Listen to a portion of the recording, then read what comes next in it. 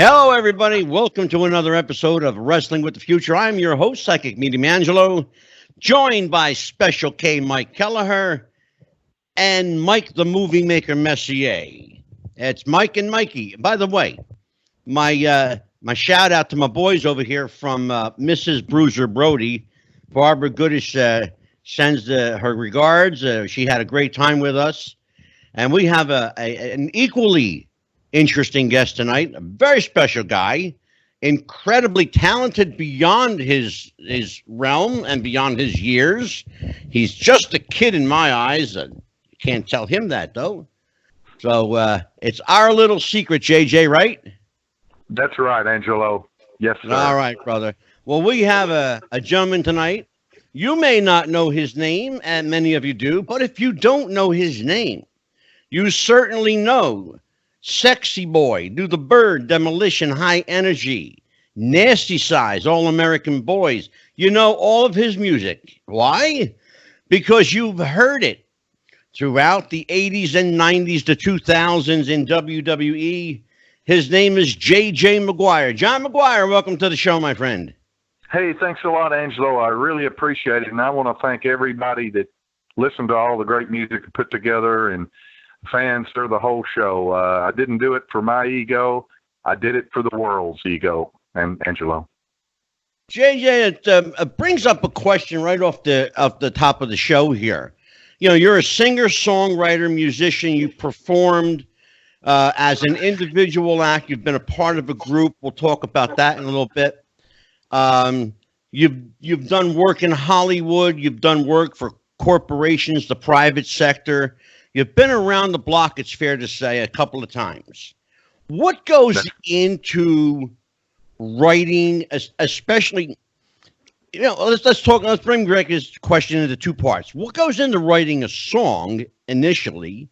Then how do you write a song for a character, largely who you really don't know? So take that and let's bust that question up a little. No problemo. Basically, what I did, Jimmy Hart and I were together in a hit group called the Gentrys. And we had hit records in the 70s. Of course, the Gentrys had a multi-million seller in 66 with Keep On Dancing, but I was just a mere 12 years old or something then. And in 1970, I played with a top Kentucky group called Gary and Sherry Edwards and the Embers. And we had a regional 45 out that was real popular, you know, in our state, in the region. And we were on the bill, and the Gentrys happened to be playing. Also was Paul Revere and the Raiders, Andy Kim, and all the big hitters, you know, from that period in that era. Oh, sure. And so I was standing there, and the next group, ladies and gentlemen, is the Gentrys. Everybody cheered, and about 15,000 people in the Coliseum in Louisville. And so I thought, I'll listen to this real close. And I loved what I heard. And I said to myself, one day, I want to play with a group like this. And believe it or not, a year and 1.5 later, I was in the Gentrys. Wow. Now, who invited you into the band? Did you audition or did Jimmy invite you? Yes, sir. I didn't know Jimmy Hart from Jimmy Smart. And Jimmy is really smart. Let me let you know that. But basically, our agent had an agent that booked our group. I was in a different group from Lexington, Kentucky, which a couple of the guys that were in our group at that time now, they play in the group Exile that had the hit, you know, with Kiss You All Over. My friend Marlon Hargis and Sonny Lemaire and all the guys, I know them real well. And they actually called me. I had just joined the Gentrys, and I got a call from their business manager saying, would you like to audition? And one of our keyboard players has left, but I'd already joined the Gentrys, and so I missed that one. But at any rate, so this agent that was booking the group I was with in Lexington called Powder Keg, he said, I'm also booking a group called the Gentrys. I said, oh, yeah, the Gentrys hit group, fabulous. And I saw them in Louisville, Kentucky just about 9 months ago. And boy, I sure would love to play with that group, but that's a dream, I'm sure. Oh, no, it isn't a dream, JJ. They're looking for a drummer. And I told them about you. And I want you to call this guy named Jimmy Hart. I didn't know Jimmy Hart from anybody. And so I called this guy named Jimmy Hart, and he says, Maguire, thank you for calling. Joe Powers, our agent and who's booked you all some too, told me how good of a player you are and whatever, and appreciate it. But here's what we got. We got auditions next week. We've got we got Ray Charles's drummer auditioning, and we have one of Jerry Lee Lewis's drummer auditioning. So JJ, there's nothing like a little pressure, right, bro? Oh yeah. So he was trying to tell me, say, this is what you would be up against. So if you think you're in that caliber, feel free. I said, look, I promise you this. Let me come down and audition at my expense to Memphis. And the audition was at American Studios where Elvis cut a lot of his hits, if you remember. Oh, God, sure. And so I was impressed with that, of course. And so I said, I'll come at my own expense. And if you take me, then you just owe me half of my expense of coming down, and we'll go from there. And he said, okay, well, I'm just telling you who you're up against. So I said, okay. So I packed my drums in my vehicle, and I drove to Memphis, and I sat out in the hall with those other two guys, and they went in first because they were the big hitters, you know. And so I was the last person, the third guy, and I went in, and I played. We did a demo song called Going Down by Don Nix, who was from Memphis originally. Going down, down, down, down, down. Jeff Beck covered it. You know, it's a big song. Yeah. And so I had a double bass drum set. Okay, at that time, there's only about 3 drummers in the whole world that used double bass drums. One was John Bonham. I guess one was me, and a guy named Tommy. I can't remember his last name. He played with Black Oak, Arkansas. And I don't know anybody else that really did it. And if they did, they weren't known. And so I played Going Down and did the double bass drum part on it. They stopped right in the middle of the song and looked at me. I thought, oh, I scared them. You know, this double bass thing, they don't understand this. And so they kind of chatted. Jimmy did with his guitar player, Wes Stafford, who's since passed away. He was his musical director at that time. And so I figured I've scared them. I've done too much. So they stopped. They said, let's take a little break. And so I started taking my cymbals off cymbal stand. I figured, well, I missed it. Okay. So then they walk out in the hall. Jimmy goes out in the hall and comes back in. And they look at me, and I'm removing my cymbals. And I said, well, I really appreciate the audition, guys. Thank you. They said, they reached their hands out and said, welcome to the Gentrys, Maguire. Wow. And that's where it began. Half a song. Now, Mike Messier, you got a question for JJ. So, JJ, where were you raised? Where were you born in the country? Yes, sir. Glad to answer that. That's in my book, by the way, on Amazon called My Life in Heaventown. I was born here in Somerset, Kentucky. It's about 80 miles south of Lexington. And I was raised here, went to school here. And in the latter 70s, I decided that I wanted to move to Hollywood to see really how good am I. I figure I go there. If I've really got something, somebody will know. If not, then I can always go home. Well, I lived out there for almost 10 years and did very well. I got a job immediately as a phone butler. You're going to love this one. It's in the book, too. I was phone butler for Neil Simon, also for Elizabeth Taylor, Richard Burton, all the big super duper icons. The swimmer, see what was her name, that did all the high diving and all the 40 pictures. Esther Williams. Esther Williams. Yeah. And they all wanted to talk to me. There's 4 of us that worked the service. We received the mail for them and also answered all their calls. Yeah. So they always wanted to talk to me because I had the Southern accent. They loved that Southern accent. So that was my day job. And then, of course, I did studio work at night and whatever when I moved to Hollywood. And I did demos and so forth. And unfortunately, one of the greatest American producers that's ever lived died just a couple of weeks ago. And he produced Keith Olsen is his name, and he produced all the great, California hit artists like Fleetwood Mac, Tom Petty, and on and on. He's kind of the George Martin of America, in my opinion. So I took a demo over to him and played it for him, and he loved what I had. He made a few minor suggestions. Said, I want you to come back in 3 weeks, and let's see if we can't put a deal together. Well, I was just ecstatic because this guy was one of the biggest American producers ever. And so I was really thrilled. But I got a call later that week from my brother that my father up here in Kentucky had just been diagnosed with terminal cancer. So I had to pack up and came back to Kentucky to actually take care of my father because my brothers lived in different places and they had big families, and I was a single guy, you know. So I forfeited my a career at Glen Sound, which was the #1 sound company. It and Todd A.O. were the biggest in the world. Actually, Glen was bigger than Todd A.O., you know, in those years. And I met so many celebrities and worked directly with them there. Bob Hope.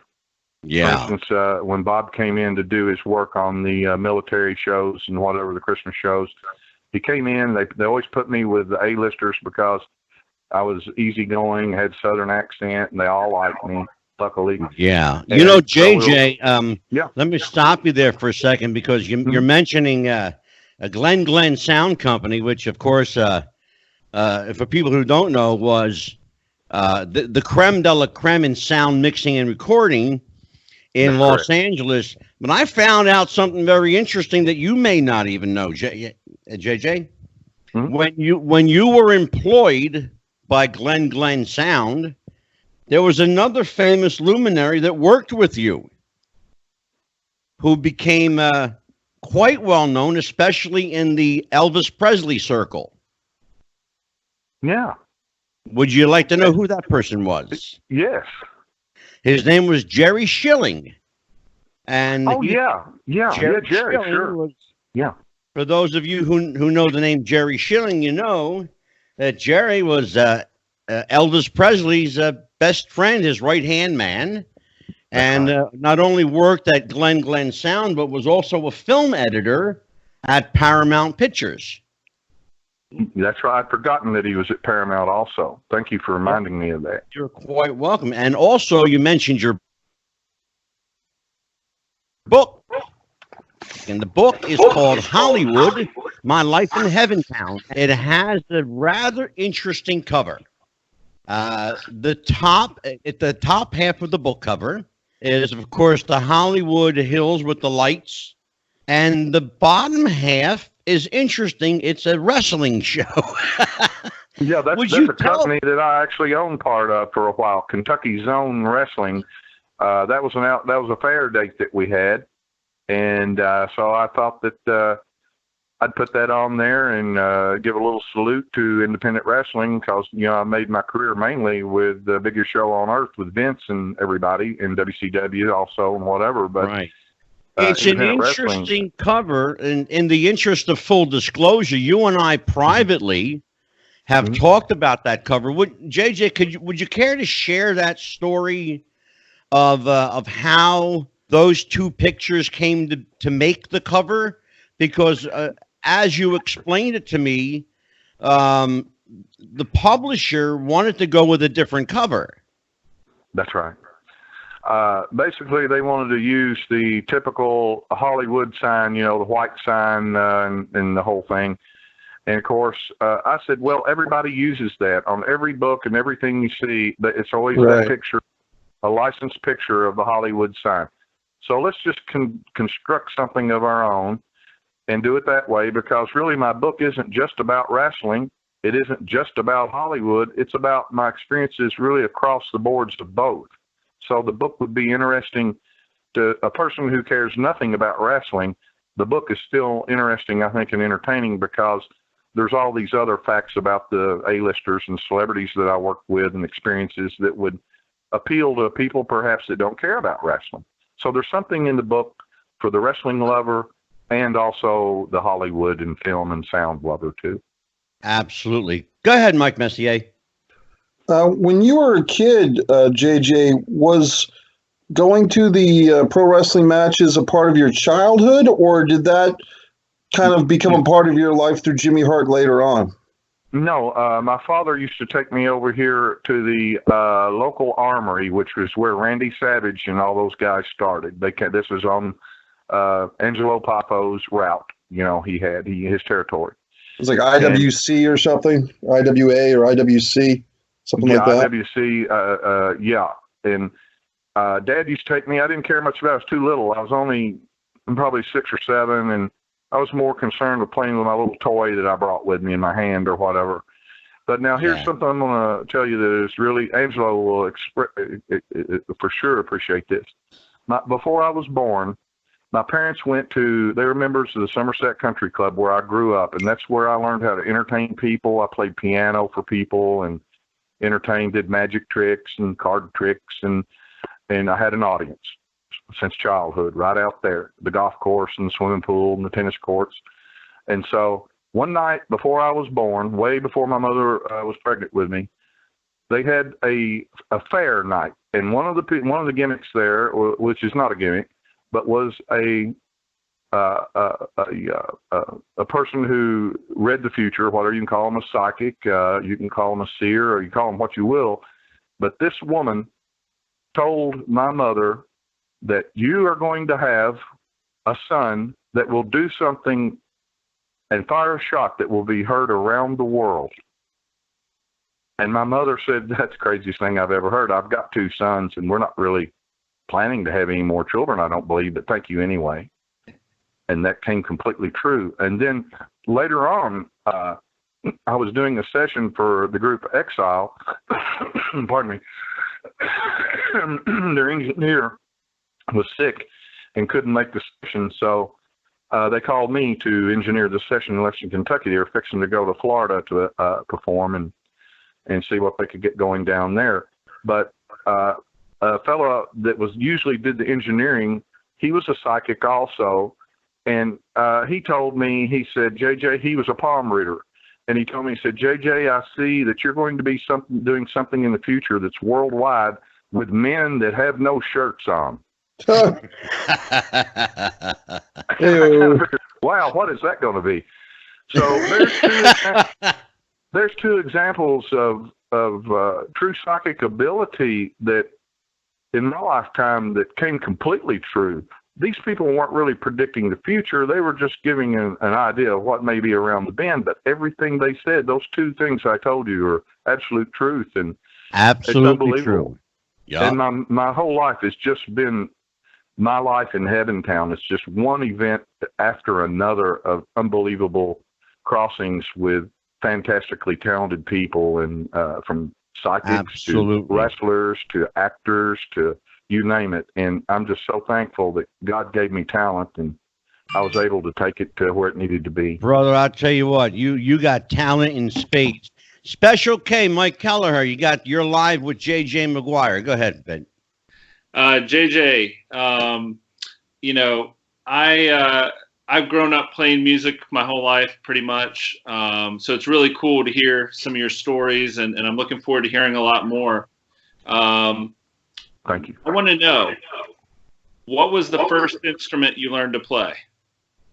I was classically trained. I actually could play when I was about 3 years old. I could get on the piano and play little Christmas songs and things of that nature. And so they realized that I had some sort of extra talent, so they put me in lessons immediately when I was 5 years old. And I studied classical music for quite a few years up till I was about in the 8th grade. And then I joined a pop band, and we were playing all around the state and everything, and we were the top prom band during the mid to latter 60s. That's awesome. That's kind of how it all became. But by being classically trained, it gave me the ability to learn how to play multiple instruments and play them pretty well, because I had proper training. Absolutely. What is your favorite instrument to play? Well, I love them. I'm a percussionist primarily, I guess. Keyboard, drums, then I play bass and guitar. All the wrestling themes that you've heard, the majority of them, I played every instrument on it. And I actually came up with the music, and Jimmy wrote lyrics. And Jimmy would come to me and say, well, we've got to do a song for a guy named the $1 Million Man. What do you got, Maguire? What do you got? And I'd have my little rig set up in the back of the Coliseum and whatever. And I go, well, let me plunk around here a minute. And then Jimmy would go, hey, that sounds pretty good right there. That little Sparks Fleet started was good. Okay. And then so we just kind of collaborated in that way, even though Jimmy doesn't play any instruments or whatever, but he's got a $1 million golden ear. He can hear what sounds right and so forth. So that's kind of how we did it. But we, of course, saved a lot of money by me being able to play all the instruments. And we did it all ourselves, and that's kind of how it was. But that $1 Million Man thing, people ask, what was the hardest thing to come up with? Well, really, I wrote most of them very quickly, and, we had to work quick. So we had a little trouble trying to come up, what would fit Ted DiBiase, you think? And, I'd watch the matches. I'd see what their gimmick was. I'd see what their outfits were. I'd look at their attitude. And I told Jimmy, I kept coming up with a few different riffs and whatever didn't seem right. And I agreed. I said, no, I don't know. I said, and then we said, let's take a break. And I said, Jimmy, our royalty check was late this month from our Performing Rights Society. I guess I better check into it. But I said, you know how people are. It's always all about the money. Bingo. Jimmy says, bingo. I went, huh? He said, that's exactly. It. It's all about the money. It's all about the money. Exactly right. Then I put my hands down on the keyboard and went, dun, dun, dun, da, dun, dun, dun, dun, da, dun, dun. And the rest is history.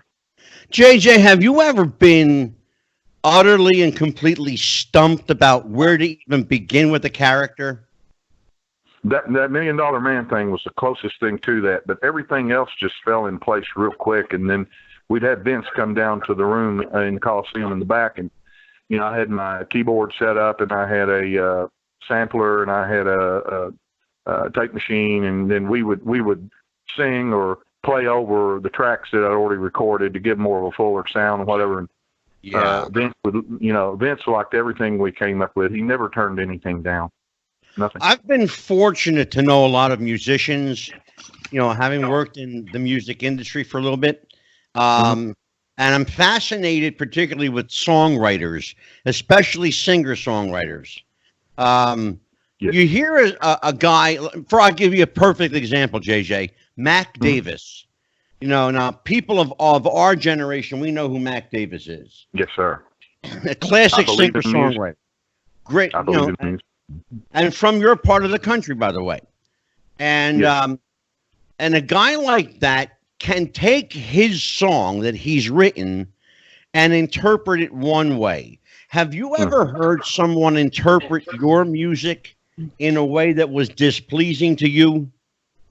Well, there's some guy that had covered a bunch of our entrance themes, but he was a guitar player. I'm sorry, I don't remember his name. And he had done a version of Sexy Boy, and it's more like a tribute to, our music. And it was really good and whatever. But I don't know, he couldn't really release that nationally or anything because WWE actually, had the licensing rights to all that and so forth. But he did a real good job, and I was really impressed with what he did and appreciated that somebody would take the time to do that.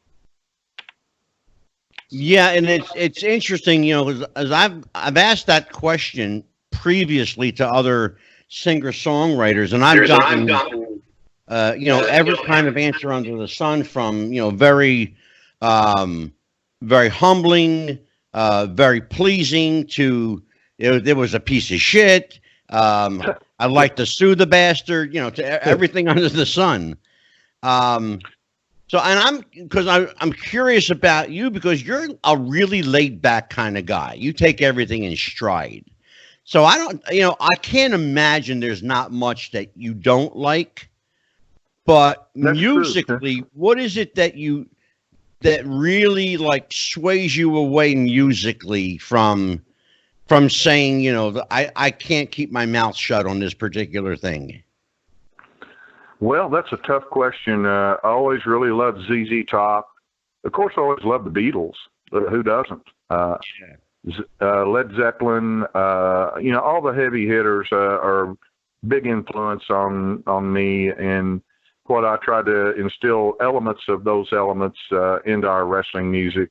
But our wrestling music was really, they were characters. It was more like cartoon characters, and we had to come up with everything, every style of music, from the rumba to country to pop to jazz, almost to you name it. I mean, you can listen to all the different themes. I mean, I've just got a small placard here I did over 114 themes for WWFE and WCW, but Yeah. You read off a few, but I did American Made for Hulk at WCW and played everything. Oh, sure. Shawn Michaels, Sexy Boy, Bret Hart's Road to Destruction, Ted DiBiase, Honky Tonk Man, Demolition, Repo Man. That's me going Repo Man. That's me playing every. Oh, you're actually on that. You know what, That's JJ? me. I had no Repo Man. idea that was you. Yeah, Repo Man. But I sampled it and dropped it in octaves on my. And I believe I was the first guy to ever do that drop sample voice. Next thing I know, every rap artist in the world is doing it. But I believe I'm the first guy that ever did it. And then also, I did the Repo Man theme in my parents' house, and my mother said, "Turn that noise down."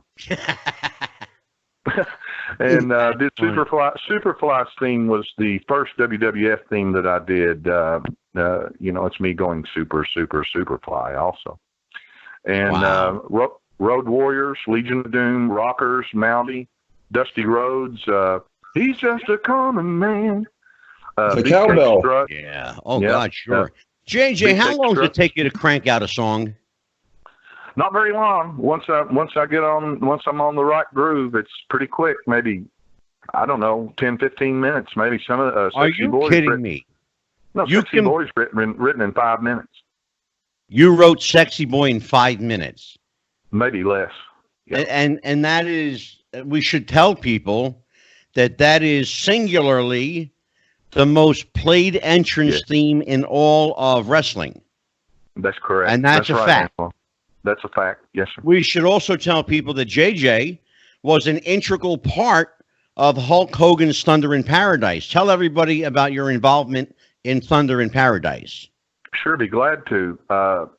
Hulk was in between right then. He had had a falling out with WWE over some business things. I believe it was he was owed quite a bit more money on his merchandise, but they were kind of slow on sending checks out on the merchandise and kind of made the boys wait a while or whatever, from what I understand. And so he got together with Burt Bonin and Schwartz, who produced the Baywatch TV show, and they had this idea for a show called Thunder in Paradise. Actually, Hulk came up with the title of that, but they came up more with the construction of what you saw and so forth. And so I got a call one day. Jimmy called me, Jimmy Hart, and says, "Maguire, Hulk's got a new show called Thunder in Paradise they're fixing to shoot, and they need a end theme for the show. They've got something for the opening that they let those guys that have been doing some music for Baywatch, do it, but they want a different theme for the end theme. They'd really like to have a different theme for the opener, but they've already spent $380,000 on shooting the footage and everything to fit what those guys wrote." And so I said, "Yeah, sounds good." So I packed up my portable studio stuff and actually threw it all in the back of my Corvette. It actually fit in there, my multi-track recorder and mics and front seat fills and floorboards, and headed down there to Florida. And we set up the stuff, and I had I came up with the reggae lift that you heard. When the sun goes down in paradise. We hired an actual Jamaican guy to sing it, but I'm playing all the instruments and wrote the music. Jimmy wrote all the lyrics. And so I went down and we demoed the song for Burt Bonin and Schwartz. They leapt up and I thought they were going to marry us. They were hugging and kissing on us and carrying on. And they said, "Fire that reggae band that we've had out there on the beach. Fire those guys right this minute." And they sent the PA out there and told those guys to go home. They were true Jamaicans, but they had trouble communicating because they couldn't speak fluent English. So on the pilot show, you saw Chris Lemon playing a little keyboard with a reggae band on the beach, But yeah. when we came in and I brought the theme, that was the end of those guys. Goodbye. So, and then Greg Bonin looks at me and says, "Maguire, it's just this is more than what we needed, and we want you guys to come up with montage music too, because our LA guys have about run down on everything. They've done so much Baywatch work that everything's starting to sound similar. So we'd like for you and Jimmy to come up with our montage segment music and stuff too." And I said, "Well, sure, whatever. It sounds great. Thank you." And I was packing my stuff up, and then Greg Bonin comes up to me and says, "Maguire, excuse me, how long are you down here?" I went, "Well, I brought about 4 pairs of underwear and socks. I just came down, to play the theme and figure if y'all liked it, which you said you do, that's it." "Oh, no, you better go to Target right now and buy plenty of underwear and socks because you're a character on the show." Wow. Yeah. Yeah, that's what I said.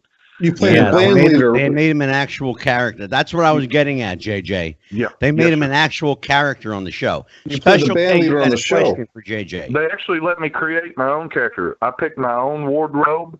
I was allowed to have all kinds of latitude. You know, I wasn't a principal character, but, you know, they still gave me the latitude to pick my own hair that I wanted. I actually wore a little extra hair gimmick, kind of looked like a Beatle haircut or whatever, hair appliance on top of my hair. I mean, I have pretty good hair, but they wanted that kind of bangish look, you know, that John Denver look, you know, from Gilligan's Island sort of thing, I guess. Why? You've got a great head of hair, brother. Well, I appreciate that, but that's just the way, you know, I hadn't ruled. My hair was cut super short, almost one step from a burr at that time. So they gave me the hair appliance to wear on the thing, a little industry secret there. But they let me choose all my own clothes and everything. If you watch the show, boy, Jimmy and I were really flashy. You know, we really dressed up. Yeah. Good. Mike Kelleher, Special K. All right, JJ. You know, I was thinking about the variety, and you kind of just hit on this a little bit. I was thinking about the variety of music that you had to be able to be proficient in. And I was thinking about it, and there was only one other artist that I could come up with that I thought these guys, they have to be like able to play anything. And that was Weird Al Yankovic's band. Yeah. You know, like, and when you think about wrestling and how crazy it is, it kind of Weird Al would probably do really well in the wrestling world. You know what? You know, Mike, it's really interesting that you bring that up, because I was going to actually ask JJ, and I'm going to ask you now, JJ. Sure. Have you ever been compared to a Weird Al or a novelty songwriter? No, never have. I never tried to write a novelty song. Those songs that we did for the wrestling are serious songs that, you know, fit a character. But no, I've never been compared to a novelty writer, though what I have done, and we did, is specialty music. But let me remind everybody that the Beatles were considered specialty music when they got with George Martin. He was in charge of specialty music, BBC production. So really the Beatles were specialty music. Well, true enough. Yeah, we can't argue with that point. Mike Messier, go ahead. I was going to ask you, going back to the American Made song, Hulk Hogan's WCW song, JJ. A friend of mine back in the day was convinced that was Paul Stanley of Kiss singing American Made. Who sang that song? Was that you singing that song, JJ? Well, I sure do appreciate that. You know, Kiss was a little bit after my era or whatever, but I did work with Gene Simmons at Glen Glen when he did Runaway, the movie. And what a beautiful person he is, and a genius and a nice guy. But no, I appreciate that comparison. You know, I like some of Kiss's work and everything, but I just wasn't really a huge Kiss follower. I was more into the hard rock and, you know, Jeff Beck and more kind of progressive stuff and so on. But no one can argue with the fact that Kiss is the greatest spectacle rock band that's ever been. Is that your voice on the song, JJ, on American Made, the Hulk Hogan WCW song? Is that you singing? No, sir. That voice is a guy named Todd Plant that we hired from down in Florida. Todd is singing that. He's a really excellent singer, and I'm doing the majority of I'm doing all the drum tracks and bass and guitar and keyboard and whatever. But a lot of that Eddie Van Halen-ish type lead guitar stuff was Todd said that he would only sing the theme if he could bring his buddy guitar player in. But to be honest with you, I always felt that was too much. I wasn't there for the final mix. I was ill and couldn't get down there. And I wasn't happy with all that extra lead work that was all over it. But of course, that's just my opinion. But I would have not had all that over it. But that was my only complaint on that theme. But obviously the public liked how it was, and that's all that matters. It doesn't matter what I think on it overall. It matters what the public thinks. As a follow-up, JJ, we know you did so many great songs for the what's sometimes called the golden years of WWF, kind of the mid 80s to the early 90s. In addition to the Hulk Hogan WCW theme, did you do more songs for WCW? I'm thinking of like the Harlem Heat song, and there were so many great songs of the kind of 96, 97 WCW. What were some of the songs you were involved in with that group? Self High Five. DDP.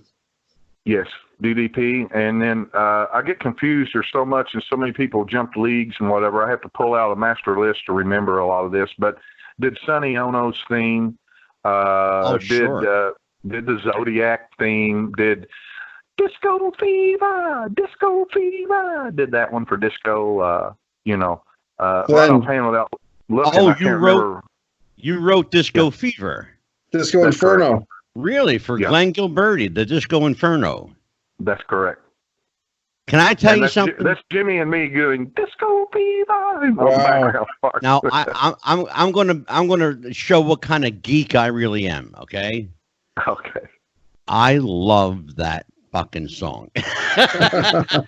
Well, that's okay. I'm glad that you do, we wrote it for people to like. Everything that we wrote, like I said, we didn't write it for what we wanted. We made hard work at writing what fit the character. It wasn't about us. It was about them. I thought it was a great song, JJ. I want to ask you. You're quite welcome. I want to ask you though about some of the more obscure songs. Of course, we all know, Common Man. We all know Sexy Boy, Superfly. Of course, we know What a Rush. But there are some obscure songs that a lot of people may have forgotten about, like "I'm the Mountie" for yes, sir, for Jacques Rougeau. That's correct. How does a song like "I'm the Mountie" come about? Where do you birth a song like that? Well, don't forget American Boys either. Oh, American Boys. We don't like rock and roll. All we listen to is Barry Manilow. The Rougeau brothers. The Rougeau brothers. That's right. Jack and Ramond. Yep. Yeah. It's one of the songs here. The Common Man Boogie that you did for Dusty, of course. Right. And it's interesting because for Big Boss Man, you wrote a song called Hard Times. Yes, and I'm correct. Curious because Dusty at the time, and this, was famous for his now classic promo, the Hard Times promo. That's right. And so how did Hard Times end up being, not associated with Dusty in that context? We did that after Dusty. That came along. Ray Traylor it was after Dusty's thing. We'd already done Common Man first. Oh, I got you, JJ. Okay.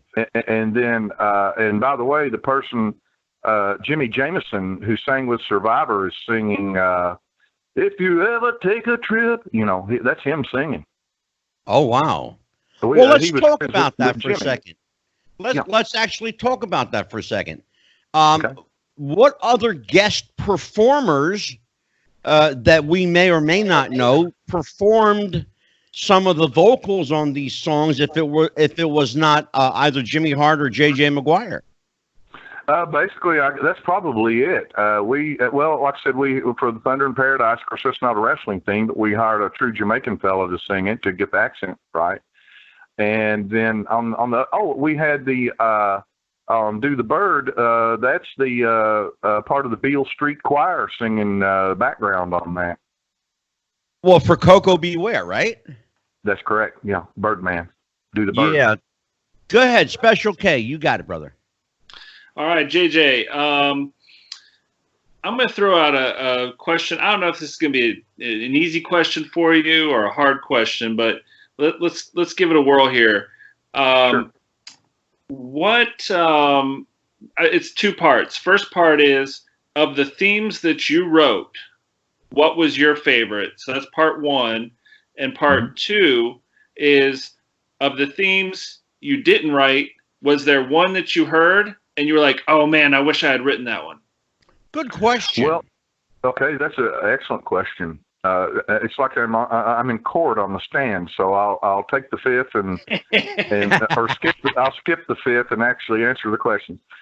One of the themes that I liked that I didn't write, I mean, I never sat here and wished that I had written it, but I really did like Jim Johnson's Undertaker theme. I think that's the best theme that he ever came up with.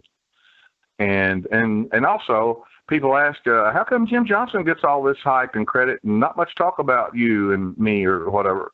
And I said, well, he was with Vince's family and all them when it was just a small promotion, and they kept him.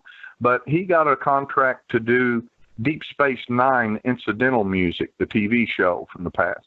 And so he couldn't keep up with the influx. So that's what Jimmy and I took over. We had 98% of all WWF music from 87 through mid-90s or more.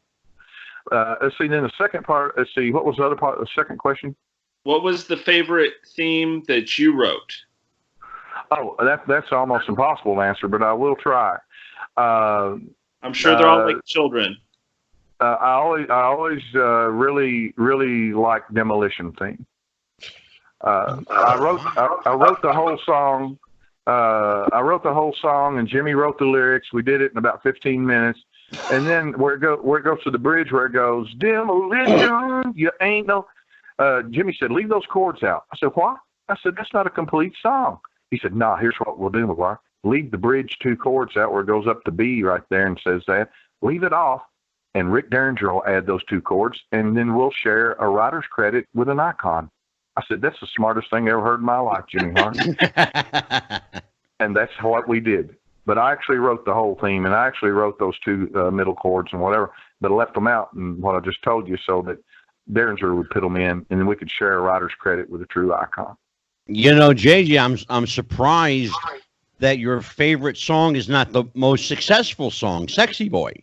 Well, I was going to say, I enjoyed playing Demolition and whatever and writing that, but Sexy Boy is one of my top favorites.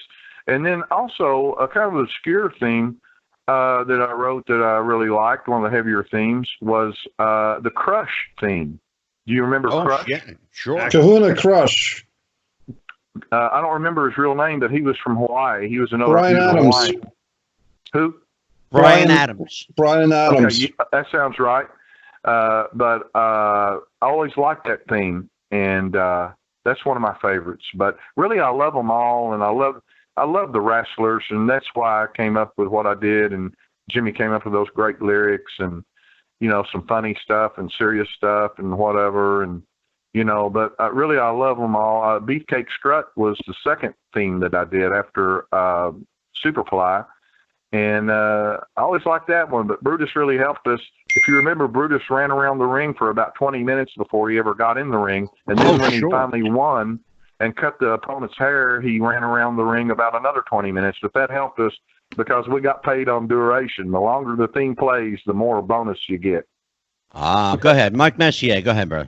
JJ, I kind of had a question. You can take it in a few different ways, but listening to a lot of the songs today, they're all bringing back great memories.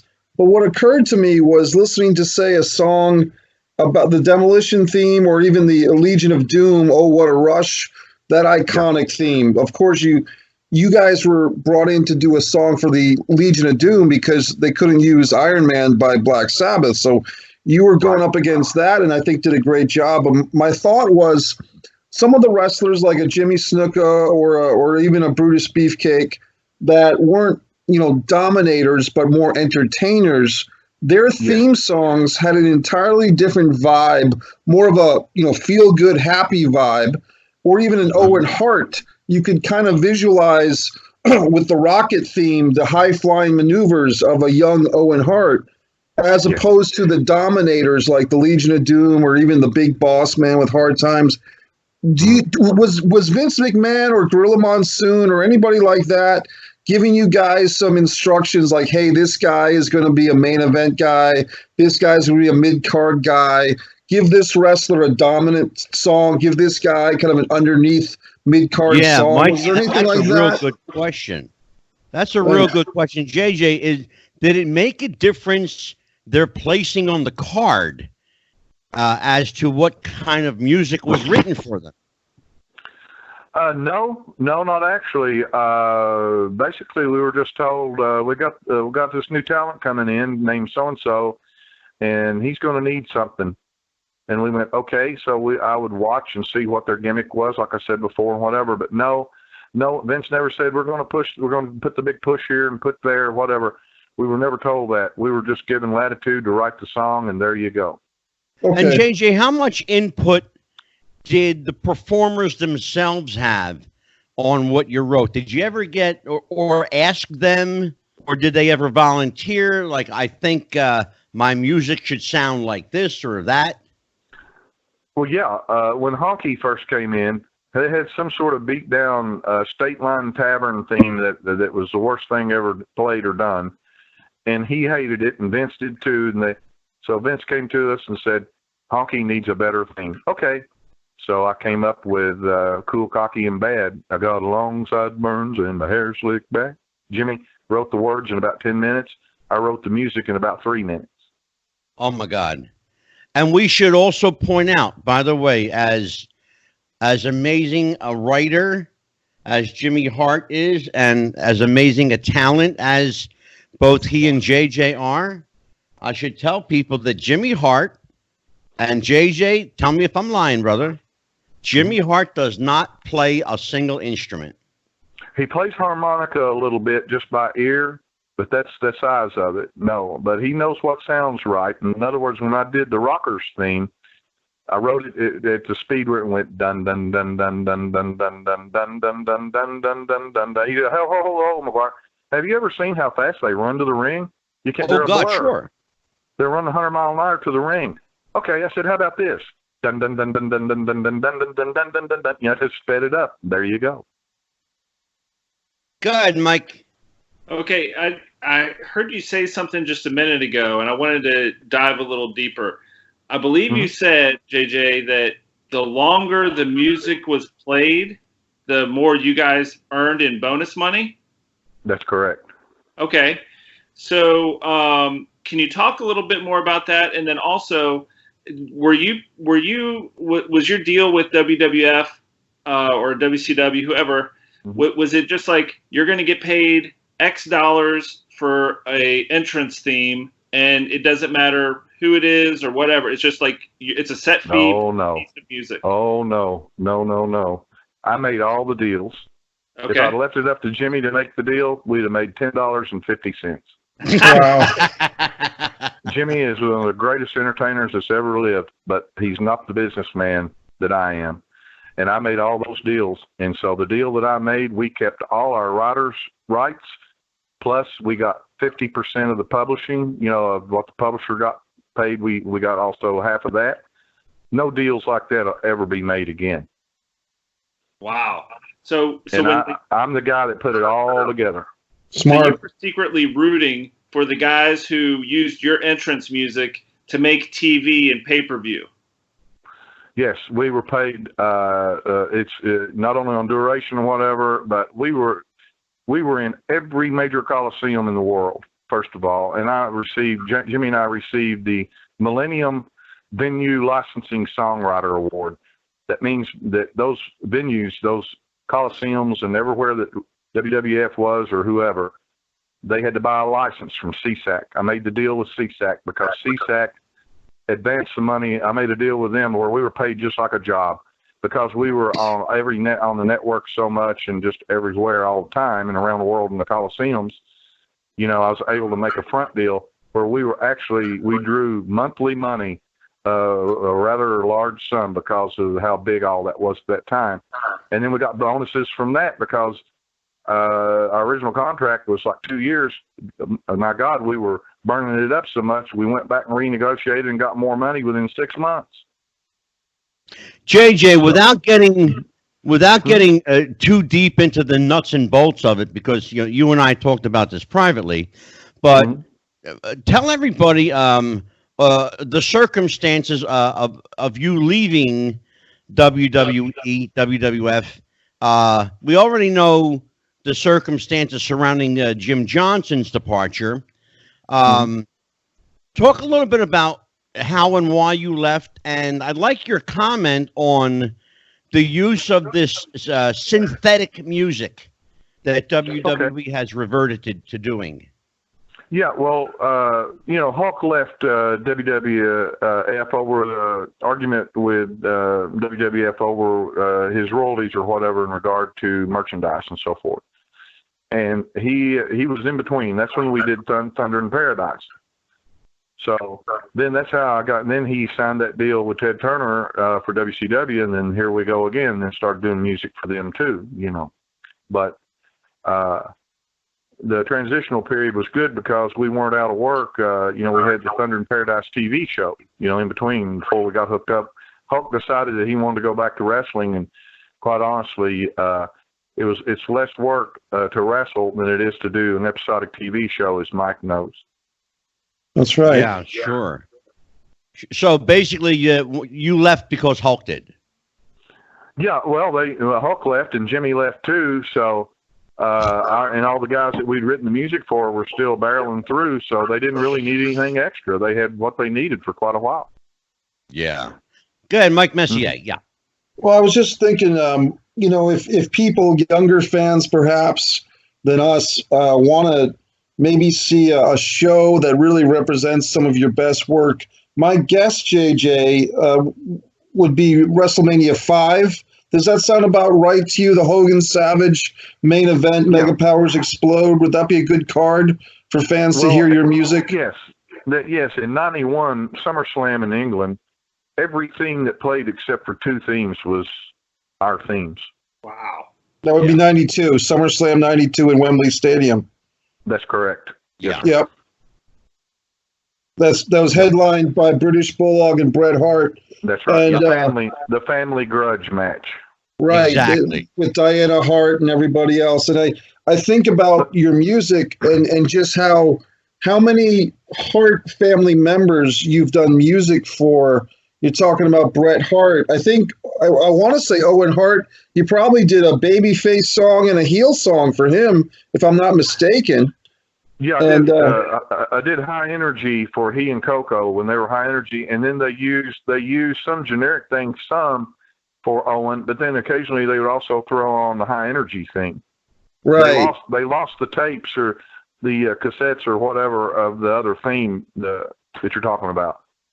Did you ever do a song? I could be wrong, but if somebody went from babyface to heel, were you ever brought in to modify a song, to change a song just a little bit if they had a heel turn? Did that ever happen, or am I imagining that?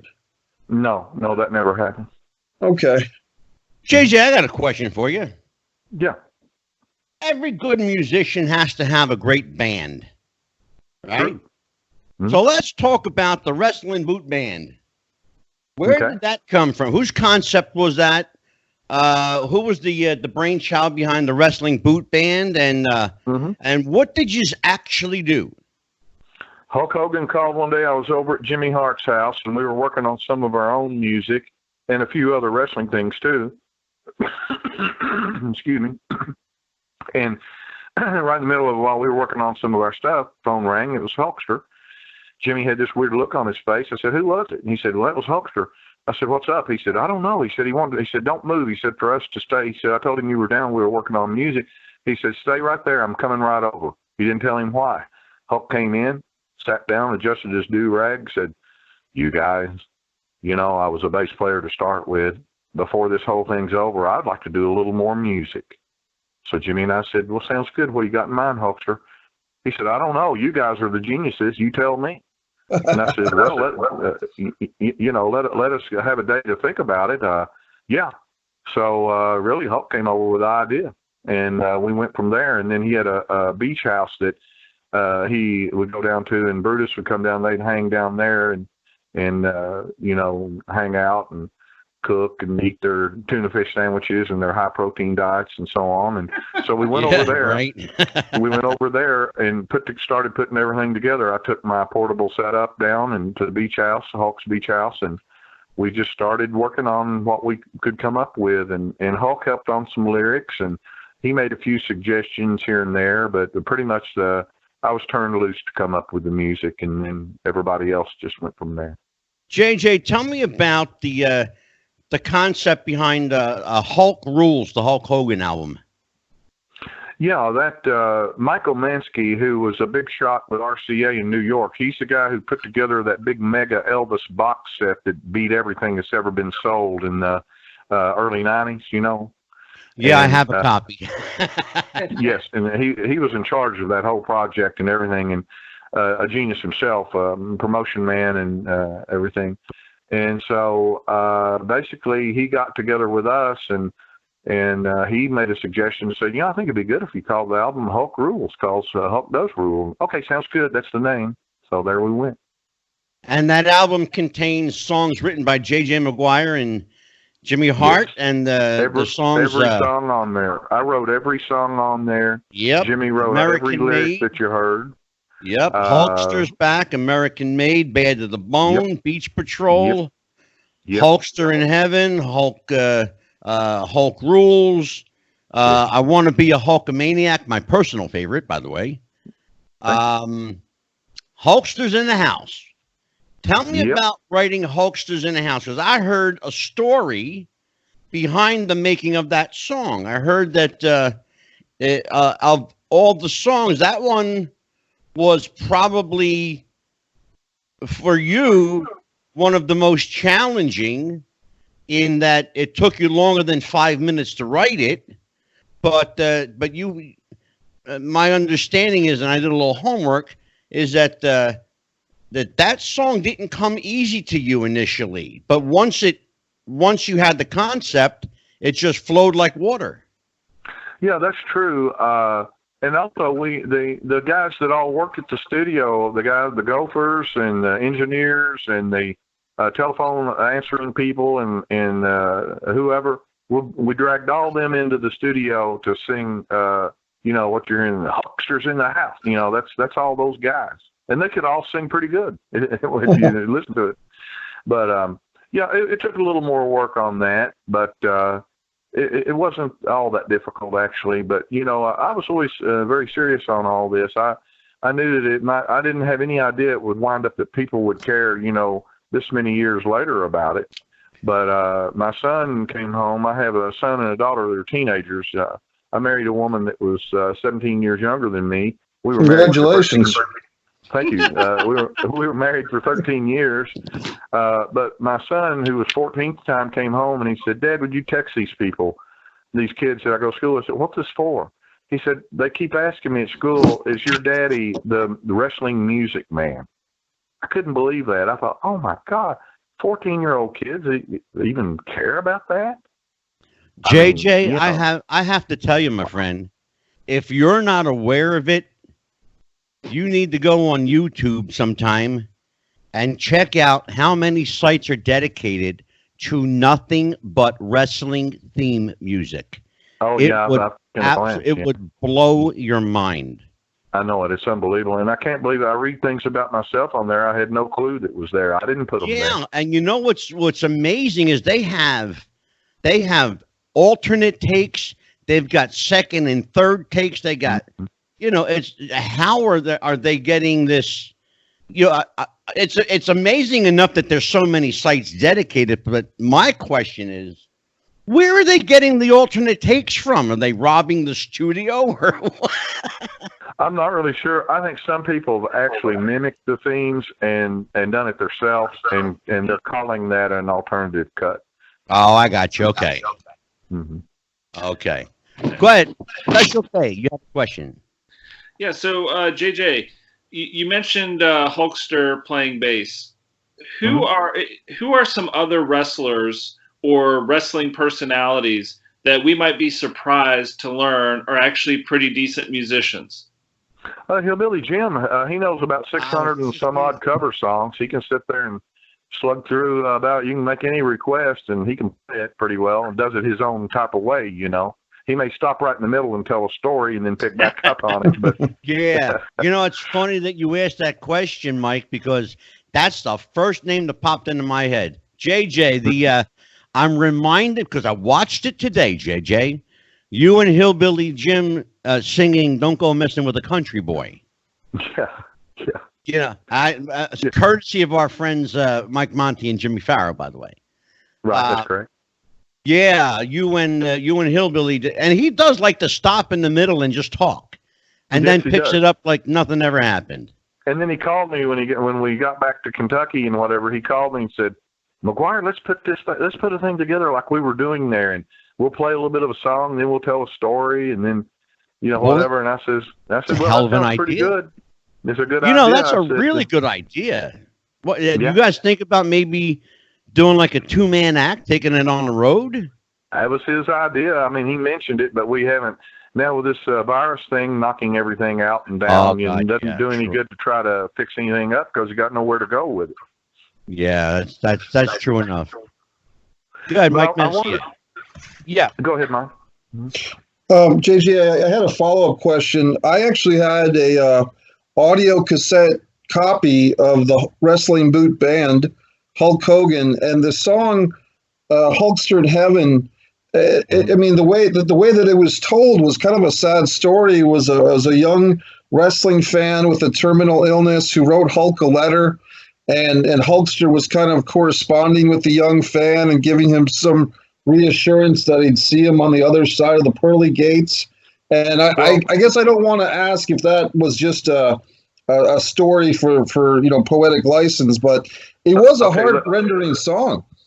Let me straighten that out for you and get it straight for you. Thanks. That song was dedicated to Baby James. Baby James was a little boy that was abducted at the train station, and he was murdered. And we did the song, and part of the proceeds of what we received from sales of the album, we donated to the Baby James Fund to help to stop that kind of stuff and whatever. But Hulksters in Heaven was written for Baby James, who was abducted in England and murdered. It was a really touching song. I remember it very well. Yeah, I had no idea. That choir was from, that was the Tampa Bay a black choir, the Afro-American choir, and you can hear it. They belted it out. $1 Million Man, fabulous. I was real excited about that. And I had no idea that was a true story, to be honest with you. That's true. And I had no idea of the heaviness of that story. So thank you for. Yes, sir. It was. We did that for Baby James, and they still have that society that helps children that are dropped and abused and so on and so forth. But we were glad to try to help in what little way that we could and what have you. But I wanted to tell a very important story before this is all said and done. Yes, sir. My father, it's in the book also, My Life in Heaventown on Amazon. You can get right now. My father, future father to be, in 1929 went with his father, my grandfather, Dr. John V. Maguire, to the Opera House in Lexington, Kentucky to see the world champion Ed Strangler Lewis. He was the Hulk Hogan of the world at that time. He's really the first Hulk Hogan, so to speak. He was world renowned. And in those years, people dressed up like they're going to the gala ball. People didn't go in ripped up T-shirts and torn off pockets and knees out. People dressed up like they were, creme de la creme, like wealthy people. And so anyway, Strangler came out, and his gimmick, he was chewing gum going to the ring. Well, some fan slapped him on the back unexpected, and he got choked. And it was real. And he couldn't breathe, and he started turning blue and fell on the floor. And so they got on the megaphone and said, there's a doctor in the house. Granddad and future dad was sitting right there. They stepped under the rope because they didn't have barricades then. And Granddad, whatever he Heimlich or whatever he did, he got the gum out. The Strangler was dying. And so he was kind of semi-conscious, and he said, Dr. Maguire, please come back to the back with me, as they carried him out. And he got in the back, and so Strangler Ed said, Dr. Maguire, you saved my life. He said, you name it, I'll give you a new horse and buggy or one of those newfangled cars. Whichever, you just pick it, and you've got it. He said, no, I can't do that because it took Hippocratic oath to do what I did. And we love wrestling. And he looked down at my father, my dad told me, and he was only 19 at the time. And he said, but Strangler, lifetime ringside seats sounds like a good deal. And Strangler Ed said done. And that's a true story. And then, but for people who don't know, Strangler Ed Lewis and his business manager, Toots Monk, are the people who created the undercard and also the storyline in wrestling, and also helped to formulate Capital Wrestling, which also became WWF, which became WWF, which became WWE. So one chapter in the book of my book is the day Granddad saved wrestling. Wow. Yeah. and I encourage everyone to purchase the book Hollywood, My Life in Heaventown, written by J.J. Maguire, and your co-author was John Cosper. And he's just finished a great book on Tracy Smothers, and it's going to be released next week. So I'd like for people to be sure to get that book too. So JJ, I want you to plug your social media. Where can people reach you, book you, find you? Yes, sir. You can contact me at all lowercase Hurricane JJ53 at gmail.com. And that's the best way to contact me right there. And then my Facebook page is John Maguire, Maguire. And it's the one where it's just a picture of my head and face with my string tie on and whatever. There's a couple other sites on there that I had when I was part owner of Kentucky's Own Wrestling, but I don't really address those anymore because I'm not with them at this time. But the John Maguire site with me wearing the hat and the sunglasses and the alligator string tie is where you want to go. Fantastic. Well, JJ, I want to tell you what, this was a great conversation. It was an hour, went entirely too fast in my opinion. So I know that since you're my friend now, yes, that you'll oblige me by coming back for a part 2. Would you do that for me, my friend? I would do it, and I'd just like to close by saying this. God gave me talent, so I took it to the greatest show on earth, traveled the world with the greatest of all time, unbelievably entertained people of color in all walks of life. Who knew that wrestling is such a powerful force? I did. Love it. Amen. Well, thank you, my friend. We will definitely have you back for a part 2. Everybody, J.J. Maguire, John Maguire, my friend, an incredible songwriter, an incredible talent. When all of this is said and done, if you get a chance to see him, do it. I encourage everybody to listen to his music, to buy the book. Again, it's called Hollywood, My Life in Heaventown by J.J. Maguire and John Cosper. JJ, thanks so much for joining us. You take care, brother. Thank you. And thank you all, Mike and everybody. And I sure appreciate your all's love of wrestling and music. And God bless you all. And thank you all so much. And thank you once again, Angelo. Thank you. You're quite welcome, my friend. Take care, John. Thanks, yes, JJ. Thank you. Yes, sir. Bye-bye. Bye-bye. That was an amazing conversation. And you know what? The thing that keeps popping into my head is two things. Number one, he was talking about how he had forfeited his chance at a music career or entertainment career when he had to leave to go take care of his dad. But his perseverance and talent intersected and got him right back, and probably further than he would have gone if he had stayed exactly. And I'm glad that you said that. I really am, Mike, because and that's why you're special, Kay. By the way, that came from my wife. Yeah. Thanks, Anita. Right? But but no, it's absolutely true. Had he not foregone his music career, we may not have ever heard of him. Yeah. And Mike Messier. Yes. Talk to me, brother. Well, I just thought it was a great conversation. I mean, you're talking about a guy who's run with the big pack, so to speak.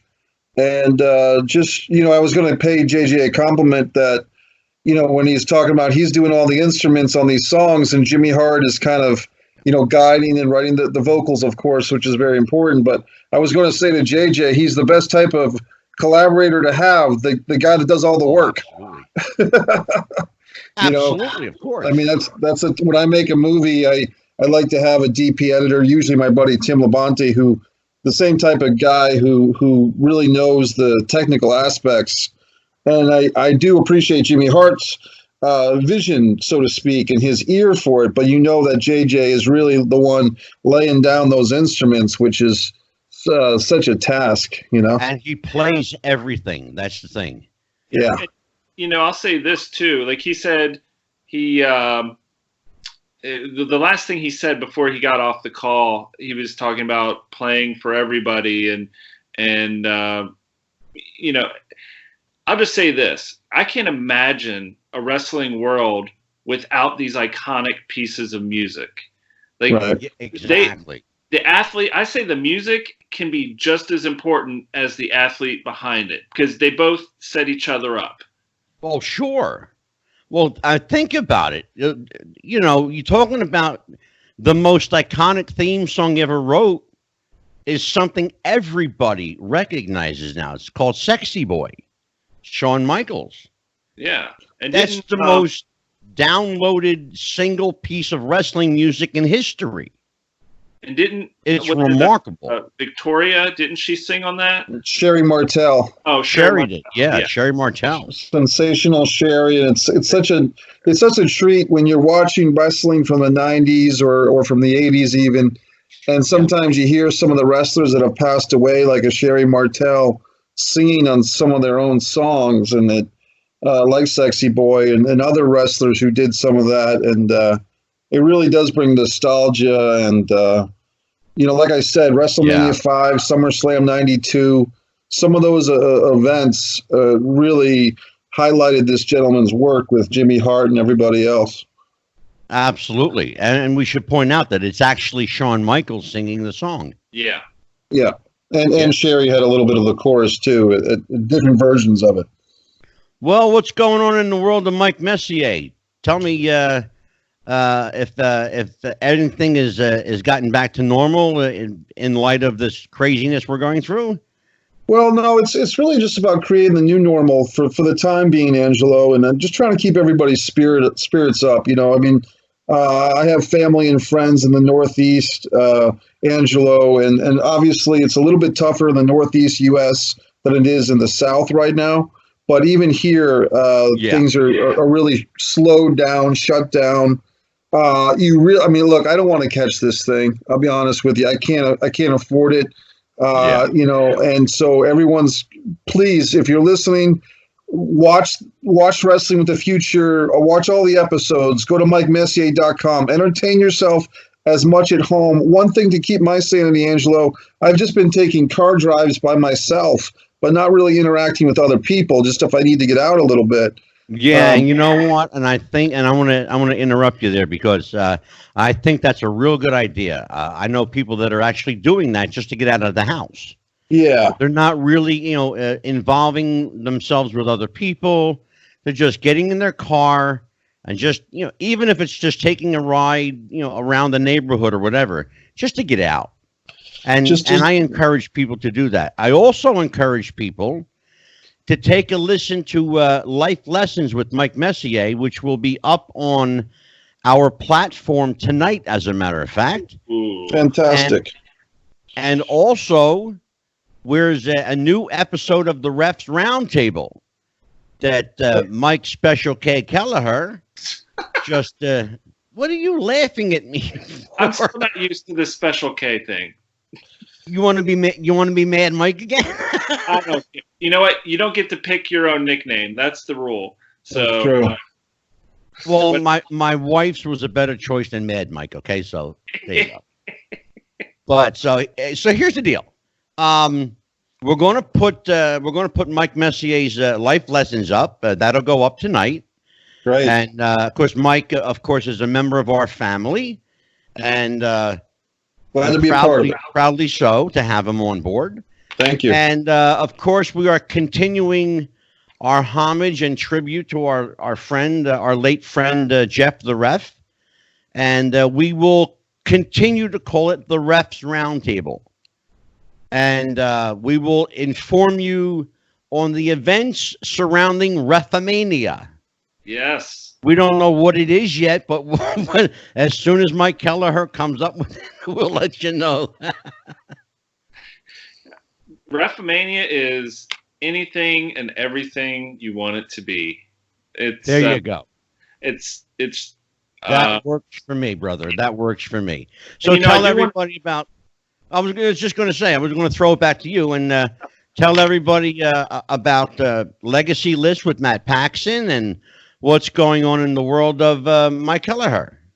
Well, the world of Mike Kelleher, much like Mike Messier, is on hold right now. The work I do outside of TV is very similar to what I do on TV, but we're just all waiting to see what's going to happen. So as part of quarantine, self-quarantine, and just uncertainty, not a lot of business is taking place right now. And we're waiting to see if we're going to be filming season 2 in the spring or the summer or the fall or who knows. But just so y'all know, if you're a little bored out there, Legacy List with Matt Paxton is a great option for curing the boredom. So it sure is. It's a really good show, and there's about 6 episodes up that I know of, and I think you guys filmed 6, right? Yeah. So they're all up. Okay. All up. And they're all across the country in different time zones, and of course, all on PBS at the moment. When you guys come back, do you know whether you're going to be on PBS or you're going to try to pitch it to another network? Oh no, we're staying with PBS because here's the inside scoop on that. Okay. The show was pitched to every major cable network in the country, and they all said no. But PBS saw the vision, and it's positive television, and cable TV isn't necessarily looking for necessarily positive television. Yeah, you know what, Mike? You got a point. You got a real valid point. And we were having that discussion last night, quantity versus quality. I'd rather have a quality show I could watch once a week than something that I have to watch every night that's a repetitive garbage. Yeah, and it's something that a whole family can watch. It's not, we keep it fun, we keep it interesting, but it's something that you can sit down and watch it with any age group. Yeah, absolutely. Yeah. Well, anything else from the world of Mike Messier, MikeMessier.com? I do have, for actors and actresses, I've put out a free monologue exhibition. It's not even a contest. It's basically, I have about 20 monologues from different theater and film scripts that I've written. If you go to MikeMessier.com, hit blog at the top, it should be the second entry down. If you're an actor or an actress and have a cell phone with a camera or a laptop, a computer, you can memorize one of my monologues, record it, send it to me on Vimeo or YouTube, and I'll put it on my website and give you some exposure. Something fun to do. Absolutely. Something fun. It's like I said, it's an open exhibition. David Letterman used to say about stupid pet tricks, it's not a competition, just an exhibition. Please, no wagering. And that is the mantra for this. Well, and I'm going to up the ante on that one, Messier, because here's what I'm going to do. When the winning submission is picked by yourself, we will feature them prominently on their own episode of Wrestling with the Future. Well, that's a great bonus prize. So please, actors and actresses of all sizes can enter this, and it's on MikeMessier.com. And thanks to Angelo, we'll be featuring it on Wrestling with the Future, the winning entry. Speaking of wrestling, go ahead, Mike. Get ready. I'm going to start memorizing this damn script tonight, and you're going to be stuck with me. Nice. Awesome. Well, Mike. I'll tell you what. Next week, you guys are both going to be here. Next week, we've got a really, really heavy show. Yeah. And I want to tell everybody about it now. I'm giving a little sneak peek. And the timing could not have been perfect. Last night, here on the East Coast, the Chris Benoit episode of Dark Side of the Ring aired. Right. Fascinating two-parter, heavy stuff. It's heavy stuff. Featuring Nancy Benoit's sister, Chris Benoit's son, Chavo Guerrero, Chris Jericho, of course, and a host of other people, from police officers to investigators who have investigated the crime. We're going to talk about whether, in fact, it was a crime or whether it was a straight up murder or a murder suicide, or was there some other sinister plot at hand that we're just now beginning to find out about. Right. There are some theories being thrown around, actually quite seriously, that range from everything from gang involvement to the mafia. So we're going to discuss that next week on our episode. By the way, and I should tell people that our episode of the Chris Benoit Revisited was well in advance of Dark Side of the Ring. So the timing is absolutely perfect for us to tie right into it with the program, and we'll do that. That will be next Tuesday at 7:30. It will be a special live episode of Wrestling with the Future, and it will be called Chris Benoit Revisited. What happened and who did it? We'll find out. We'll speculate. We'll conjecture. We'll talk about it. And I'm sure everybody has a theory or three or four about how everything went down. I know Mike Messier has, without tipping the hat, I know Mike Messier's got a rather interesting conspiratorial edge. And I'm not going to tell anybody. I'm going to wait for Mikey to do that next week. But Kelleher, what do you think about this whole Chris Benoit situation? You think it was a murder-suicide, or was there something darker at play? Well, without the information that Mikey's got, or you've found out, like, I've been purposely only looking at stuff that was older, around the time when it came out, when this happened. Okay. Because I don't want to come into this with any, I don't know. I just want to come into this and be just like it was when he actually died, from whatever means it was. But gotcha. Okay, fair enough. Sure. I'll just say that, the more I learn about this, my instinct, I feel, I don't think it was a murder. That's from what I saw on the Vice special, and what I've gone back and looked at some of the news reports and things. I'm open to any possibility. That's one thing about me. I'm not going to totally shut my mind off towards anything, but I'll say my gut right now is saying that it was not a murder. Okay. Well, on that note, for Mike Messier, movie maker extraordinaire, MikeMessier.com. Thanks, and Angelo. For Special K, Mike Kelleher, Legacy List with Matt Paxson.